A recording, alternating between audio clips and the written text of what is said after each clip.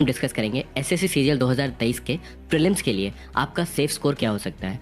इस वीडियो में मैंने कुछ और इंपॉर्टेंट चीज़ें भी डिस्कस करी हैं, तो मेक श्योर आप इस वीडियो को पूरा देखना। तो चलिए वीडियो शुरू करते हैं। अब सबसे पहले तो आप ये समझो कि किसी भी एग्जाम का कट ऑफ दो फैक्टर्स पर डिपेंड करता है। सबसे पहला कि उसमें नंबर ऑफ सीट्स कितनी है या सिलेक्शन कितने होने हैं, और दूसरा उस एग्जाम का डिफिकल्टी लेवल क्या है। तो मैं यहाँ पे आपको कोई भी कट ऑफ बता रहा हूँ या किसी भी कट ऑफ की प्रेडिक्शन का आपका भी रेंज हो, आप इस चीज़ को हमेशा ध्यान में रखना कि जब भी आप एग्जाम देने जाओगे ये सारे वेरिएबल्स आपके पास रहेंगे कि हो सकता है बाद में नंबर ऑफ सीट्स इंक्रीज़ कर जाए या डिक्रीज़ हो जाए या डिफिकल्टी लेवल इंक्रीज़ या डिक्रीज़ हो जाए। तो कट ऑफ इस पर भी बहुत डिपेंड करती है। अब आप देखो कि सीजीएल 2022 में टोटल 37,000 सीट्स थी, तो जो प्रीलिम्स में बच्चे क्वालिफाई हुए थे वो अप्रॉक्सीमेटली 3,60,000 हुए थे। ठीक है, सीएचएसएल 2022 में 4,500 टोटल सीट्स थी, तो इसमें जो टोटल प्रीलिम्स में बच्चे क्वालिफाई किए गए वो करीब 40,000 किए गए। और सीजीएल 2023 में अभी तक अप्रॉक्सीमेटली 7,500 वैकेंसीज रिपोर्ट हुई हैं। तो आप ऐसा मान के चलो कि सीजीएल 2023 के प्रीलिम्स में अराउंड 70,000 से लेकर 80,000 बच्चे तक क्वालिफाई हो सकते हैं। बात करते हैं डिफिकल्टी लेवल की, तो सीजीएल 2023 का जो प्रीलिम्स हुआ था उसमें जो टफ शिफ्ट्स आई थी, जैसे कि 12 दिसंबर की शिफ्ट 3, 8 दिसंबर का शिफ्ट 1, 1 दिसंबर का शिफ्ट 3, इन तीनों ही शिफ्ट्स में लगभग 13 मार्क्स का नॉर्मलाइजेशन हुआ था। और वहीं पे इजी शिफ्ट्स की बात करें, जैसे 8 दिसंबर का शिफ्ट 4 इजी शिफ्ट था, 12 दिसंबर का शिफ्ट 1, 13 दिसंबर का शिफ्ट 3, इन सभी शिफ्ट्स में लगभग 0 के बराबर नॉर्मलाइजेशन हुआ था। तो आप समझ सकते हो कि अगर आपका एग्जाम में एक टफ शिफ्ट आ गया तो उसके हिसाब से ही आपको अपनी जो कट ऑफ प्रेडिक्शन है, जो भी आप मार्क्स की रेंज सोच के जा रहे हो, वो एडजस्ट करनी पड़ेगी। कोई भी सेट रूल नहीं होता, आपके एग्जाम में आपका शिफ्ट टफ भी हो सकता है, ईजी भी हो सकता है। तो कभी भी एक फिक्स्ड माइंडसेट के साथ आपको एग्जामिनेशन में नहीं जाना है। अब ये एसएससी सीजीएल 2023 के टियर 1 का राइटअप है, ये AAO की कट ऑफ है, और ये आपका लिस्ट 3 सभी पोस्ट की जो कट ऑफ होती है उसकी कट ऑफ है।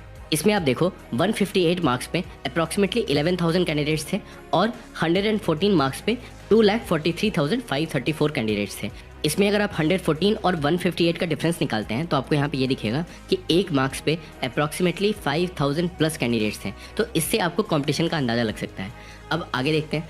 अब जैसा कि आपको पता है कि सीजीएल 2023 में 7,500 सीट्स हैं, तो एसएससी करीब 70 से 80,000 बच्चों को क्वालिफाई करेगी। और उसके अकॉर्डिंग आप ये देखो कि 158 पे तो 11,605 रैंक थी, 114 पे इतनी रैंक थी। तो यहाँ पे मैंने अज्यूम किया है कि 148 पे आपकी रैंक 25,000 होगी, क्योंकि आप ये देखो कि रैंक आईक्यू में 148 पे 18,000 रैंक दिखा रहा था। तो उसके हिसाब से कुछ मैंने अपनी कैलकुलेशन लगाई है और मैं ये बता रहा हूँ आपको कि 148 पे अप्रॉक्सीमेटली 25,000 रैंक बनेगी। इसी तरह आप ये देखो कि 138 मार्क्स पे अप्रॉक्सीमेटली 40,800 रैंक थी रैंक आईक्यू के अकॉर्डिंग। तो मेरा एजम्पशन है कि वहाँ पे आपकी रैंक 58,000 होगी और 128 पे रैंक अराउंड 1 लाख प्लस की रही होगी, क्योंकि यहाँ पे आप ये देखो कि रैंक आईक्यू में 114 पे 90,000 रैंक है, बट एक्चुअल रैंक जो थी वो थी 2,43,000। तो ऑब्वियसली नीचे के रैंक्स पे बच्चे फॉर्म कम भरते हैं, तो ये डेटा मिसमैच होता है। ऊपर के रैंक्स में ज़्यादा डेटा गलत नहीं होता रैंक आईक्यू का, बट आप ये अज्यूम करके चलो कि 138 मार्क्स पे अगर 58,000 रैंक है, तो मुझे लगता है कि 130 मार्क्स के अराउंड आपकी जो रैंक बनेगी वो 80,000 के आसपास बनेगी।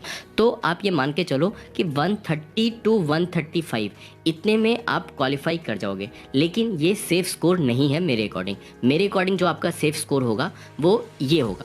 ठीक है, सीजीएल 2023 टियर 1 के लिए आप देख सकते हो यूआर के लिए 140, ईडब्ल्यूएस के लिए 130 को ऊपर बताया है, वो 158 मार्क्स पे 11,605। ये ऑब्वियसली नॉर्मलाइज्ड है। जो एवरेज नॉर्मलाइजेशन हुआ था सीजीएल 2022 में वो आप ऐसा मान के चलो कि 7 मार्क्स का था। तो ये जो आपको कट ऑफ यहाँ दिख रही है 114 और 158, तो इसमें आप इजीली 7 मार्क्स रिड्यूस कर दो, वो आपका रॉस कि आपका जो सीजीएल 2023 का सेफ स्कोर है, मुझे जो लगता है वो ये रह सकता है। और इसके अकॉर्डिंग आप बिल्कुल अपनी प्रिपरेशन कर सकते हैं। All the very best.